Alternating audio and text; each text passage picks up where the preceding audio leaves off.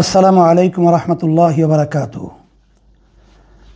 নাহমাদুহু ওয়া নুসাল্লি আলা রাসূলিহিল কারীম, আম্মা বাদ। প্রিয় দেশবাসী, আজ 13ই মার্চ ইসলামী আন্দোলন বাংলাদেশের শরিয়া নির্ভর শুদ্ধ ধারার রাজনৈতিক পথ চলার 39 বছর পূর্ণ হচ্ছে। নীতি আদর্শের প্রতি অবিচল থেকে দীর্ঘ 3 যুগের বেশি আমরা লড়াই সংগ্রাম করেছি। সকল ধরনের বাধা বিপত্তি, লোভ লালসা উপেক্ষা করে দেশ, জাতি ও ইসলামের পক্ষে রাজপথে থেকেছি।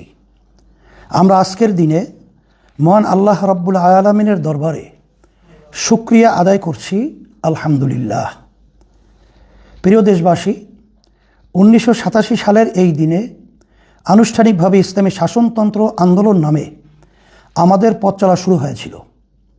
দেশের সকল ধারার শীর্ষ উলামায়ে কেরাম, দিনদার বুদ্ধিজীবী ও রাজনৈতিক নেতৃবৃন্দর সমন্বয়ে প্রতিষ্ঠিত হয়েছিল ইসলামী শাসনতন্ত্র আন্দোলন।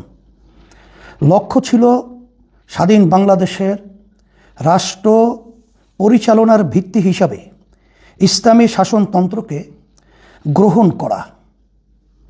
কারণ দেশের সমস্যার কেন্দ্রবিন্দু যে সংবিধান, তা আমাদের শীর্ষ নেতৃবৃন্দ 1987 সালেই অনুধাবন করেছিলেন।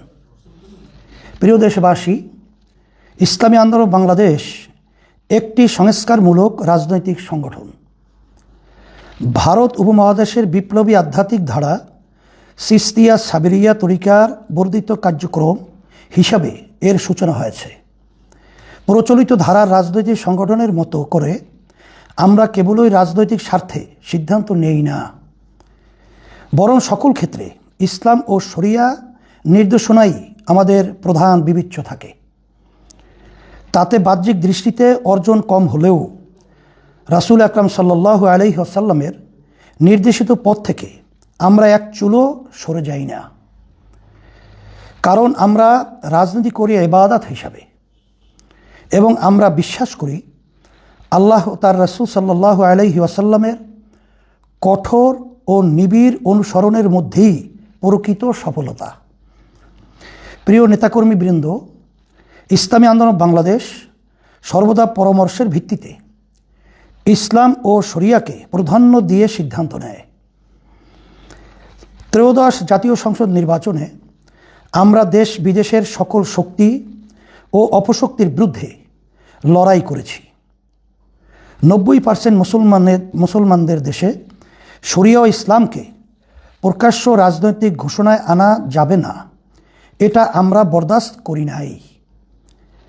আমরা আল্লাহ রাব্বুল আলামিনের উপর তাওয়াক্কুল করে এককভাবে শরিয়া ও ইসলামকে ঝান্ডা বানিয়ে মাঠে হাজির ছিলাম।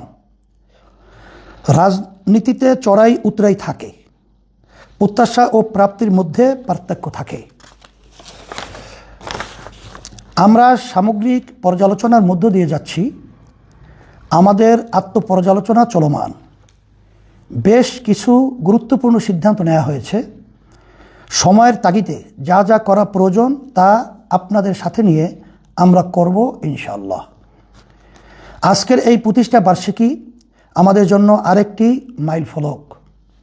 নতুন উদ্যমে, পূর্ণ হিম্মত ও সাহসিকতা নিয়ে আমাদের পথ চলা শুরু করতে হবে। আমরা যদি ইসলামের উপরে অটল অবিচল থেকে সময়ের চাহিদাকে পূরণ করতে পারি, তাহলে ইনশাআল্লাহ বাহ্যিক সফলতাও আমাদের আসবেই। প্রিয় দেশবাসী, আজকের এই দিনে বিশেষভাবে স্মরণ করছি ইসলামী আন্দোলন বাংলাদেশের প্রতিষ্ঠাতা আমির মরহুম হযরত মাওলানা সৈয়দ মোহাম্মদ ফজলুল করিম শায়েখে রাহিমাহুল্লাহকে। তিনি প্রচলিত রাজনৈতিক দলের বাইরে ইসলামী শাসনতন্ত্র প্রতিষ্ঠার কাজকে একটি আন্দোলনের রূপ দিয়েছিলেন। তিনি রুহানিয়াত ও জিহাদকে সমান্তরাল করে তুলেছিলেন। তিনি ইসলামী রাজনীতিকে কেবলই ক্ষমতা কেন্দ্রিকতা থেকে সরিয়ে একটি সংস্কারমূলক আন্দোলনের রূপ দিয়েছিলেন।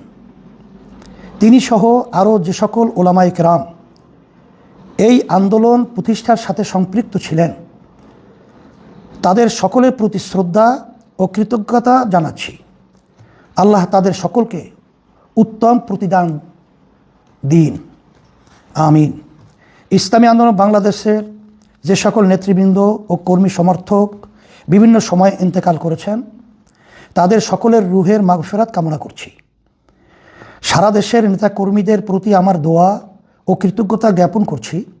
আল্লাহ আমাদের কাজের উত্তম প্রতিদান দিন। প্রিয় নেতাকর্মীবৃন্দ, আমাদের রাজনৈতিক পথ চলার এই নতুন বছরে হিম্মত ও খুলুসিয়াত নিয়ে মাঠে নেমে পড়তে হবে। ইনশাআল্লাহ বাংলাদেশে ইসলাম ভিত্তিক উন্নত ও নিরাপদ বাংলাদেশ গড়ায় আমাদের সংগ্রাম সফল হবেই ইনশাআল্লাহ।